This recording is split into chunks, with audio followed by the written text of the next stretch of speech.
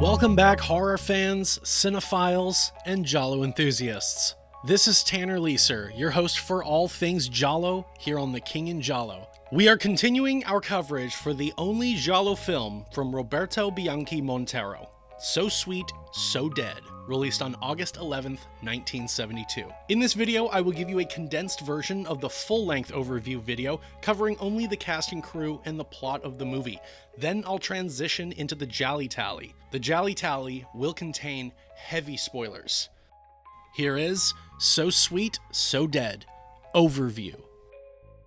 TSo Sweet, So Dead, also called The Slasher, is the Sex Maniac, Penetration, and Bad Girls, is an Italian production. The film is directed by Roberto Bianchi Montero, who also co-wrote it along with Luigi Angelo and Italo Fasan. Music is composed by Giorgio Gaslini. The cast is comprised of Farley Granger as Inspector Capuana, Sylva Koscina as Barbara Capuana, Silvano Tranquilli as Paolo Santangeli, Annabella Incontrera as Franca Santangeli, Chris Avram as Professor Casali, Nieves Navarro billed as Susan Scott as Lily, Femi Benusi as Serena, and Krista Nell as Renata.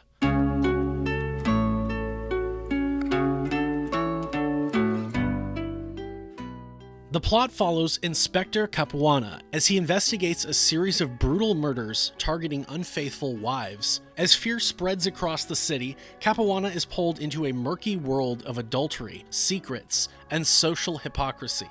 With a growing list of suspects and public pressure mounting, he's unaware that the case may hit closer to home than he ever imagined.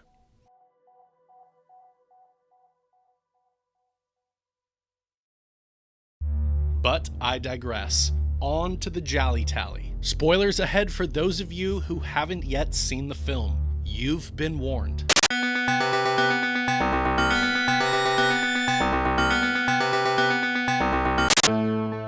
My prediction for the movie's GialliTally score. In my unscripted review video, I predicted around 875 to 925 points. Well, let's begin the GialliTally portion of the video. Beginning, as always, with the previewing cliches. The repeat offenders are 1 point for actor, 3 for writer, 3 for composer, and 5 for director. Farley Granger was in The Red-Headed Corpse and Amok, 2 points. Sylva Koscina was in The Crimes of the Black Cat, 1 point. Silvano Tranquilli was in Smile Before Death, The Cat in Heat, The Bloodstained Butterfly, The Double, and The Black Belly of the Tarantula, 5 points. Annabella Incontrera was in The Crimes of the Black Cat, The Case of the Bloody Iris, The Black Belly of the Tarantula, and Double Face, 4 points. Chris Avram was in A Bay of Blood, 1 point. Krista Nell was in The Red-Headed Corpse, 1 point. Fabrizio Moresco was in The Red Queen Kills 7 Times and Death Walks on High Heels, 2 points. Andrea Scotti was in 7 Bloodstained Orchids, My Dear Killer, The Price of Death, and The Fifth Chord, 4 points. Luciano Rossi was in Death Walks on High Heels, 1 point. Ivano Stacchioli was in Kill the Poker Player, The Devil with 7 Faces, and A for Assassin, 3 points. Felipe Hercent was in The Murder Clinic, 1 point. Nieves Navarro was in Kill the Poker Player, All the Colors of the Dark, Death Walks on High Heels, The Forbidden Photos of a Lady Above Suspicion, and Naked Violence, 5 points. Femi Benusi was in The Freedom to Have, Wet Wings, Hatchet for the Honeymoon, and Deadly Inheritance, 3 points. And Giorgio Gaslini composed for Cross Current, 3 points. Cliche points for the title, TSo Sweet, So Dead, contains the word dead, 5 points. First look, 25 points for the Italian director, and 15 points for the movie releasing during the golden age of giallo cinema. And would you look at that, it is plot o'clock. Cold open, 5 points. N is for nudity, extra points for the victim being nude, 10 points. We open on crime scene detectives with a murder victim. Around the body are photographs. Inspector Capuana, played by Farley Granger, arrives on scene. R is for reporter, 5 points. There are no fingerprints, and the permission to take the body to the morgue has already been given by the commissioner. Art featured, statuette, 5 points. The opening credits roll, and I have to admit that this is one of the better title sequences in a giallo. Probably top 10 even. I'm going to count all of these cliches as I see them in the title sequences, but they do appear later on in the movie, so it's totally fine. I'm actually just kind of getting them out of the way. G is for gloves, extra points for them being black, 10 points. T is for telephone, 5 points. K is for knives, 5 points. U is for undercover, 5 points. Whew! M is for morgue, 5 points. At the morgue, Professor Casali, played by Chris Avram, demonstrates how the murder would have occurred. Z is for zoom, 5 points. He says the first cut was the mortal wound and that every slash after that was out of anger. They must be dealing with a maniac. They ponder the photographs sprinkled over the body, which showed the victim having an affair with an unknown man. Unknown because his face was scratched out of the photos. Outside, Capuana mentions that it doesn't matter if they blow up the photographs large enough to see even the smallest details on the men's bodies, because the victim was a general's wife, and tight circles like that will never inform on each other about who members were sleeping around with. Exposition dumping, 2 points. He's gonna have to use old-fashioned police work to catch this one.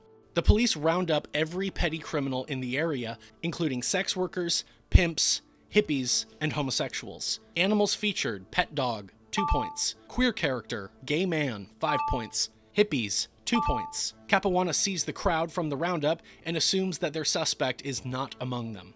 At home, Capuana discusses matters with his wife, played by Sylva Koscina. She parrots how nobody in those elite crowds will ever tell police sensitive information which might help, and Capuana relays how his boss is having him round up people, but also is urging him to not offend the wrong people. The victim's husband and all of their friends are above suspicion. He tells Barbara how the killer left photographs of the victim with her paramour at the crime scene, and how he is certain that more murders will follow. We cut to find another couple having an adulterous rendezvous while being spied upon by the killer. F is for fashion, 5 points.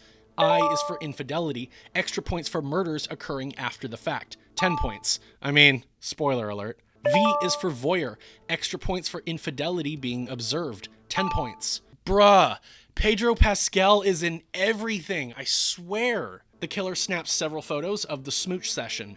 Necking, 5 points. We cut to them in a more intimate arrangement. This doesn't last long because Femi Benusi's character here says she must get ready for her husband's bridge tournament. Her lover leaves, but the killer stays. The lights go out and they enter. She fights him off with a pillow and flees out the door. He pursues. Foot chase, 5 points. The car is locked, and so she continues down the beach, but unfortunately, she's just so frail and helpless that she can't run without tripping for no obvious reason at least twice. Y is for yelling, extra points for a hysterical woman yelling, 10 points. She's stabbed. Extra points for K is for knives, for the blade being bloodied, 5 more points. She tries to run, but the killer activates his secret power, slow motion.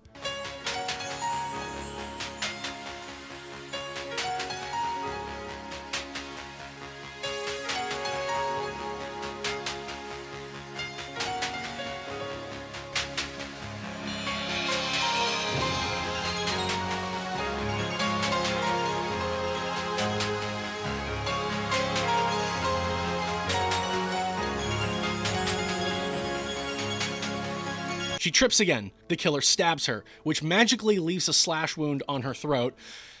Now that makes me wonder about the initial throat slash on the first victim. Ah well.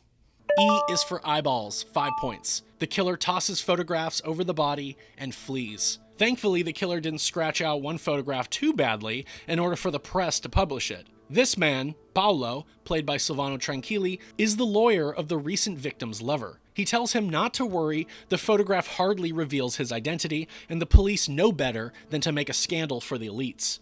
Sure, the police will ask questions, but because these women married powerful men, they will not allow their reputations to be sullied. This is Bettina, Paolo's daughter. Paolo tells Johnny to live life as usual and not draw any unwanted suspicion. Capuana and Casali discuss this new murder, which is nearly identical to the last. Casali asks about the husband, but Capuana says that they checked in on his alibi and all is in order. Well, A is for alibi, extra points for it being investigated, 10 points.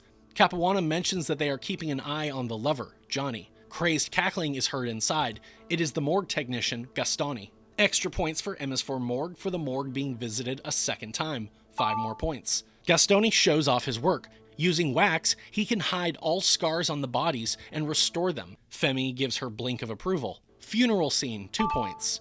We see the circle of elites. Seriously, is this not Pedro Pascal? During the procession, the police videotape the event and all assembled. Later, they review the footage. Capuana notices something, or someone, and asks for the tape to be ran back. Everyone in attendance should be respectable, but Capuana sees something the rest of them don't. We cut to a spa, where many of the elite women are gathered. Among these women is Barbara, Capuana's wife. They discuss the sex maniac and who will die next. Annabella Incontrera, playing Franca, the wife of Paolo, is worried, knowing that all the victims are unfaithful wives. But Barbara and Renata, this woman, played by Christinelle, act as though they have nothing to be afraid of. This woman's line of dialogue is considered so insignificant that they ADR'd the volume way lower than everybody else. You're all frightened. Remember Floriana? It ought to be yours if anybody's, I'd say. Then change it. Why not make it a subject for older women? Surely their views ought to be valuable. Capuana speaks with the commissioner. They are back to square one, and because the husband is high in politics, they cannot inconvenience him unless they have ample proof. All Capuana knows is that the modus operandi seems to fixate on the fact that all of the victims were unfaithful wives. We cut to another adulterous rendezvous being photographed by the killer. First person POV, 5 points. Killer's identity is hidden due to the framing and editing, 2 points. The wife is Renata, the one who acted as though she had nothing to worry about. She tells her lover, Mauro, that she has a bad feeling, and so they will find a safer place. Capuana drops in on Gastoni. He asks him how long he's worked for the professor. Q is for questions, 5 points. Gastoni says 2 years. He pockets a switchblade and hides it. Gastoni confesses to enjoying his work, and since he works with corpses, no woman will ever stay with him. Gastoni invites Capuana into his photo lab. Inside, he shows him photos of naked corpses and marvels how they look better than live girls because they have been purged of their sins and human misery. Bettina runs off with her boyfriend, Piero. She informs him that because of the sex maniac, her parents won't let her out besides to attend school. We drop in on Bettina's parents. The phone rings, Franca answers it, and very quickly hangs up. Paolo confronts her, implying that she's being unfaithful, but she calls him out, claiming she knows about his mistress. She asserts that she can be as free as he is. Well, he agrees, so long as the image of their happy marriage endures in the public eye. That way, Bettina will be accepted into good institutions. Paolo reminds Franca, no scandals. This killer only goes after unfaithful wives, not husbands. He urges her to visit her mother out of town for her own safety, quipping to actually see her, not just say she's going to visit, but actually go to hook up with someone. He states that here, she is in danger. We catch Nieves Navarro, playing Lily, who walks outside, ignoring her husband calling out to her. It turns out that she's the next-door neighbor with the Santangeli family. Paolo comes out and the two talk in sexual euphemisms. They agree to meet up later. Capuana and Casali speak again, this time about Gastoni. Casali assures Capuana that despite being very strange, Gastoni is not their man. Casali suggests that perhaps the killer is a jealous homosexual, citing the men in the photos all having their faces scratched out. Next, he suggests an impotent and frustrated man. We drop in on Paolo and Lily. J is for J and B, 5 points. Aardvarking, 10 points. Lily returns home and has a confrontation with her husband. Gratuitous 1970s dancing, 2 points. Piero asks for Bettina to meet him in the garden later. Franca comes in to break the party up, saying their parents will all be worried about them. The party disbands. Bettina and Piero kiss in the garden, then notice Lily walking outside. Bettina walks Piero out. The killer stalks Lily and attacks. This commotion is overheard by Bettina, who finds a place to get advantage of what is happening. Over the wall, she observes the killer attacking Lily. I love how the swans are just chilling. W is for witness, 5 points. The killer sprinkles photos over the body. Bettina gets caught. And how exactly does she get caught? Because she had to facepalm herself a second time. It's like she wanted to be caught. They both run away. Lily's husband calls out to her, then inevitably falls down the steps. I hate to do this, but this does count. Someone dies by falling to their death. 15 points. The next day, Casali and Capuana arrive at the crime scene, and the Swans are still just chilling. Extra points for Z is for zoom for a zoom on a dead body. 5 more points. Casali believes Lily also struggled with the killer, almost asserting it for a fact. Bettina tells Piero about how she saw the murder the other night. Piero is worried because despite her being unable to see the killer's face, they certainly got a good look at her.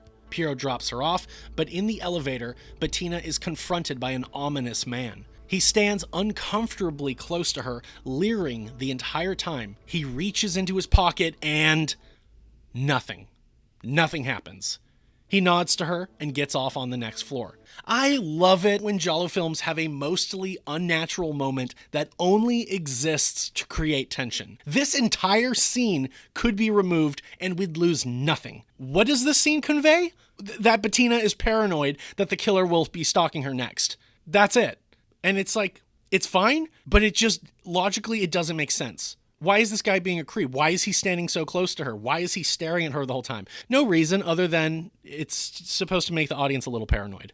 Anyways, the killer scratches out a face in a photo. Bettina arrives home later. Franca says she's leaving to stay with her mother, who suffered a recent heart attack. At the train station, Paolo observes his wife leaving, but she cannot find him. Later on the train, Franca turns off the lights and smokes in bed. Classic. Close up on a door handle or creeping through an ajar door. 5 points. The killer enters and repeatedly stabs Franca. The newspapers are having a field day. Paolo agrees to speak with Capuana. He tells him that, no, he was not on the train, but that he did see his wife off and they spoke through the window and waved goodbye. L is for lies. 5 points. He says he is unaware if anybody he knows saw him there to corroborate his story. Plus, there's no inheritance.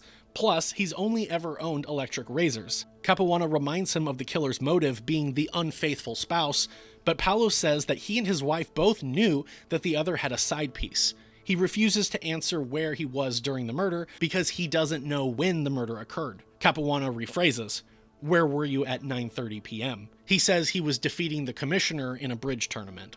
We cut to Capuana being chewed out by the commissioner. Capuana asserts that Paolo spoke to him of his own accord. He didn't bring him in. The commissioner says it doesn't matter. They can't interrogate members of high society. He says a clue will surface eventually. They both agree that this killer is very smart, but he must somehow be involved with the elites in order to know about their secret affairs and where and when they meet up. The commissioner urges Capuana that the police must produce answers soon. Renata is with her mother and another woman, and her mother is doing a tarot card reading, and warns Renata not to go home alone tonight. Supernatural elements or superstitious characters. 2 points. Renata denounces the cards and leaves. She arrives home the next day. Spiral staircase scene. 5 points. Mauro calls, and Renata invites him over because her husband is out of town all day. She draws a bath. While the water runs, she grabs another smoke, unaware that the back door is now open. She returns and adjusts the water temperature. The steam has fogged up the windows. She wipes the condensation away, revealing the killer behind her. Mirror being used beyond its natural purpose. 2 points. She is attacked and stabbed, but she flees. The killer catches up and strikes again. She flees once more and tries to escape up the stairs, but she cannot unlock the hatch and is killed on the steps. Full points for a chase on the spiral stairs. 2 more points. Mauro arrives, and so the killer shuts the lights off and tries to escape out the window, but they are caught. The killer slashes at Mauro, then runs off. Mauro finds Renata's body inside. Capuana enters his bedroom while Barbara sleeps. She awakens, and he informs her that he's been out all night on police business. In the paper, Barbara reads that Renata is the latest victim and that the public is blaming the police for not doing a good enough job. She suggests that Capuana take her father's offer to work for him and they can move north, but he refuses. The phone rings, and Capuana springs into action. They have a lead. The police roll up to a building and demand the door be opened. After a quick hail of gunfire, the door opens. This crazed man lets them in. The man answers to calling up the police and confessing to all of the murders. He taunts them to guess what his motive was, but Capuana says later at the station. They find black gloves under his pillow and arrest him. The commissioner doubts that he's the killer, saying the man is clearly a publicity seeker. Capuana admits that he set the whole thing up. By getting a halfwit to confess to the murders would be such an insult to the real killer and would force them to come out into the open. Within a few days, they will have to release the man because his false confessions won't be able to stick and they can only charge him with misrepresentation. Capuana deals with reporters and the press, relaying to them the confession of their man. He shows them the razor, gloves, and stocking found among the man's belongings, and confirms that they are looking into his past activities and movements to validate these discoveries as authentic. Capuana lets it slip that the man is assisting with the investigation and that he came forward voluntarily, which shocks all of the reporters. Capuana reads the paper which declares, "Maniac captured." He receives a call, and it is the real killer. Extra points for T is for telephone for the killer making a call, 5 more points. He taunts Capuana, who in turn records the call. Killer taunts the police by phone, 5 points. Audio recording device, 5 points. After some back and forth, the killer threatens to kill Capuana's wife while revealing that he has photographic proof that Barbara has been unfaithful to Capuana and he's the only one in town who doesn't know. He mocks that Capuana will be disgraced as a cuckold and a widower and hangs up. Capuana asks to not be disturbed and mulls over the recording before eventually making a call. He calls home, but the maid says his wife is out at a beauty shop. He calls the beauty shop and asks for his wife to call as soon as she is in. The woman at the shop and a hairdresser seem to know about his wife's shenanigans as well. Capuana keeps replaying the recording. After some time, he seems to have an idea. In the background of the recording, he can hear a grandfather clock. Odd clue, 5 points. He drives and ends up inside a building with the same clock. Capuana knows where he is, but we don't. On the wall is the same painting we saw when the killer was calling. Capuana peruses through the desk and breaks into the drawers.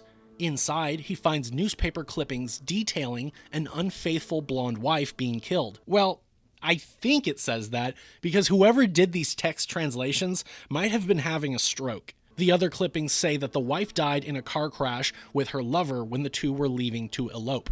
The husband was forced to come out to identify his wife's body. Capuana pockets the clippings, exits the room, and enters this next room, a photo lab. Inside, he finds photos of his wife with her lover. He makes a call. We see a maid saying Roberto is gone and will be back Thursday. Extra points for Z is for zoom, for a zoom on eyes. 5 more points. We see a number of flashbacks of events we never saw in the film, which I think is a major mistake on their part. We see that Capuana recalls that Barbara and this young man were flirtatious with each other in front of him. We follow that young man as he comes home and pours himself a drink. Extra points for J is for J and B being drunk. 5 more points. The killer calls and tells Roberto that Barbara's husband knows about him and for him to get out of there. He leaves. Barbara arrives now, goes inside, and waits. She gets undressed, and the killer sneaks in. In a robe now, Barbara waits some more and pours herself a drink. The killer attacks. She's slashed and stabbed. Capuana is at the window, watching his wife being murdered. She tears the pantyhose on his face, but succumbs to her wounds. The killer tosses the photos on her body, but Capuana comes in and confronts them. Professor Casali. Hidden identity of the killer until the final moments. 5 points. He draws his pistol and fires, shooting Casali dead. The killer is killed by someone. 10 points. Capuana crumbles up a photograph and tries to restrain himself from breaking down completely. Capuana makes a call and requests to speak to the chief, and the movie ends there. Let's add up some final cliches. S is for secrets, extra point for the killer having an impossible to predict motivation, 10 points. O is for obsession, extra points for the killer being obsessed, 10 points. I won't be giving points for someone else being believed to be the killer, aka mistaken identity, because the police are well aware that this psycho is not their man. And that's So Sweet, So Dead. Okay, Yeah, this one is fine. This is another one of those giallo films that it's just middle of the road for me. I don't think it's bad. I don't think it's particularly great. I can't really say that it has anything that stands out. I do like those opening credits, though. Those are pretty cool. But yeah, like, the direction is fine. The acting is okay. I would say the acting is fine, but Farley Granger is like, he's putting in the work. He's carrying this movie. The music is all right. It doesn't really stand out to me. Yeah, it really doesn't stand out to me. It's not bad, but it's just typical giallo music. It doesn't make me want to go and look up the music and download it. I'll say that. What else can I say? The kills are kind of generic. What is with the slashes? We have throat slashes on all of the victims, yet we never see him slashing someone's throat. We only ever see him stabbing at them. So that's an inconsistency that is a little annoying. And then, okay, so here are my gripes with the movie, and this is me getting into the reveal. When we see the killer chasing, what is her name? Is it Serena? Femi Benusi's character. I said this in the review. The way the killer runs is a little like arms flaily. It kind of reminds me of when we see the killer in Assassination in Rome, who, spoiler alert, is a woman. And so for this, I thought they were kind of trying to telegraph that the killer was a woman. So I was thinking, well, it's got to be one of the wives. It's got to be one of the women. But even when we see the women, none of them are ever really made up to be suspicious. If we had more scenes with them, I might think differently, but the only one I was thinking it could be was Capuana's wife, Barbara. And by the end, it's just a man, which makes me think that, again, when we do get the motive, there's no setup for it. And I don't like when giallo movies do that, because I think it is just bad writing. If you have to wait until the very end to reveal stuff that you didn't actually set up in the movie, you obviously have a problem writing a mystery. And a few things. So when we get to the end, Capuana hears in the recordings the grandfather clock. So he knows to go to this place that we find out retroactively is Casali's house. Now, we never were in Casali's house, so the audience doesn't know the audience doesn't know what he knows. That's a little annoying, but I'll forgive it. And then there's no setup with Casali being a widower. I don't like that there's no setup with this Roberto character. The first time we see him is in the last 7 minutes of the movie in these flashbacks, and it's like, why didn't we see those scenes? We might as well have put those scenes in the movie. Why are we not seeing it till now? And then, lastly, why does the killer call to warn Roberto that he needs to get out of there because Capuana knows about him and he's going to come there surely to find him, only for the killer to then arrive so he can kill Barbara? It's kind of dumb. Like, did he know Capuana was on his way there? And I don't know. If he didn't, he was just calling to get Roberto out so he could murder Barbara. But if he knew Capuana was coming, then he really is an idiot. I don't know. Again, it's like I try not to be too nitpicky with these movies, but at the end of the day, I do like to think that giallo films are kind of inherently smarter than slashers, because writing a mystery is more difficult than just writing a body count movie. And so when a mystery, a giallo, does stupid shit, it's really annoying. It grinds my gears. And so, but anyways, this is not a bad movie. It's just has a lot of I just have some issues with it, but it's fine. Anyways, let's segue to the GialliTally cliches for this movie. Post-giallo viewing cliches. The reason for the killing. Let's assume psychopathy or obsession. 7 points. The reason for the investigation. Police investigator. 2 points. Bonus points. The style bonus. The film is fairly stylish. We have zooms in and out, crash zooms, focus rack fades, slow motion, colored lights, black and white, film effects, POVs, and telescopic POVs of a camera, and some mirror shots. Out of a maximum of 25 points possible, I will give So Sweet, So Dead 21 points for its style bonus. Soundtrack.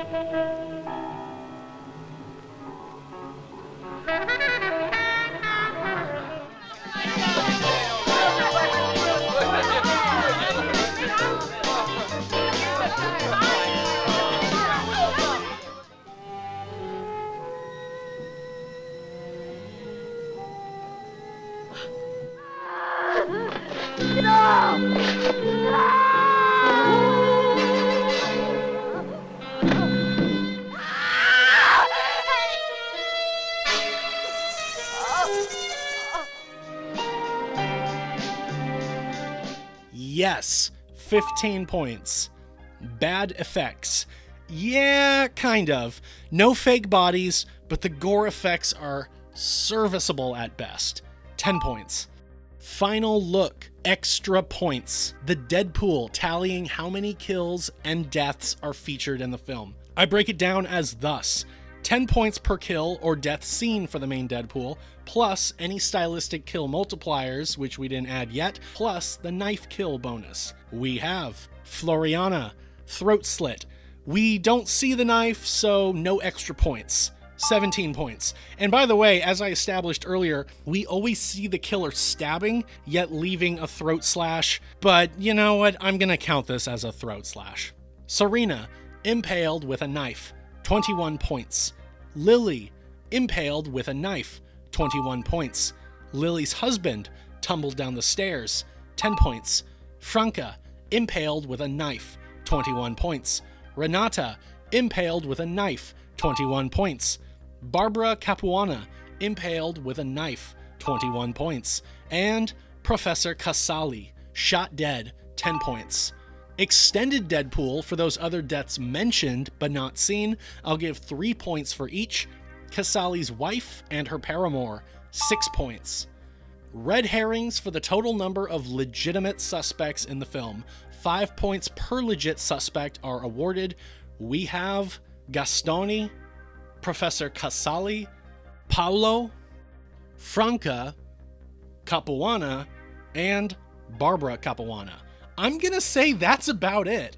Honestly, there's so many people it could be, but none of them are really set up in any way as to make any legitimate sense. Honestly, it was either go for the main people or just list like half the cast. 30 points for red herrings. Flashback sequences, 5 points each. We have 1, 2, 3, 4, 5, 6, 7, and 8. 40 points for flashbacks. Nudity, I award 5 points for ass, 7 for breasts, and 10 for genitalia. We have breasts and ass. Breasts. Ass and breasts. Breasts. Ass and breasts. Breasts. Breasts. Breasts. Everything. Breasts and ass. Okay, these are for all of the pornographic photos on the wall. There are 22 photos in total. 1 has no nudity in it. 2 are duplicates of the same girl, but in different poses, one showing one part and the other showing the other part. 1 is ass and breasts. 1 is breasts and frontal. 2 are of ass, and 15 are of breasts. Moving on, breasts. 254 points for nudity. Honestly, I thought it actually was going to be way higher, but that's fine. Ladies and gentlemen, for So Sweet, So Dead, I awarded the film an AZ score of 20 out of 26. With the bonus points for these, we have a modified score total of 170 points.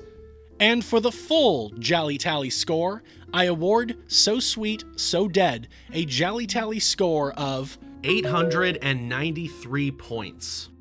Compared to Short Night of Glass Dolls in first with 969 points, What Have You Done to Solange in second with 933 points, and Your Vice is a Locked Room and Only I Have the Key in third with 847 points, So Sweet, So Dead is now the new giallo in third place. I predicted around 875 to 925 points, and I actually got it this time. I had a feeling it was going to be really high with all the kills and all of the nudity, and there's a fair amount of flashbacks, but it actually hit way more of the cliches than I was expecting. But like I say, these points do not mean a movie is better or worse. Please like this video, share it with your friends if they are horror fans or cinephiles, subscribe to The King in Giallo if you haven't yet, and if you have any questions, thoughts, curiosities, or concerns, leave those below in the comments section and I will get back to you. Give The King in Giallo a follow on Instagram and a like on Facebook. Subscribe to The King in Giallo Patreon to see early access to the YouTube videos, exclusive video series, and to generally support what I do. Next time on The King in Giallo will be the overview, review, and GialliTally for the 6th Giallo film by Umberto Lenzi, Knife of Ice, released on August 24th, 1972. Thank you very much for your continued support, and a special thank you to those who support me on Patreon. This is Tanner Leeser for The King in Giallo, and if nothing else, I'll see you next time.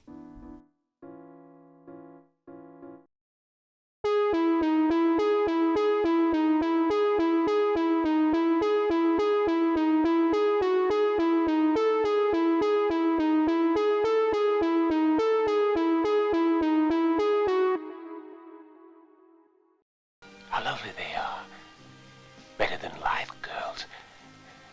There's no more trace of sin or human misery, because I have erased it. That's why I love my work.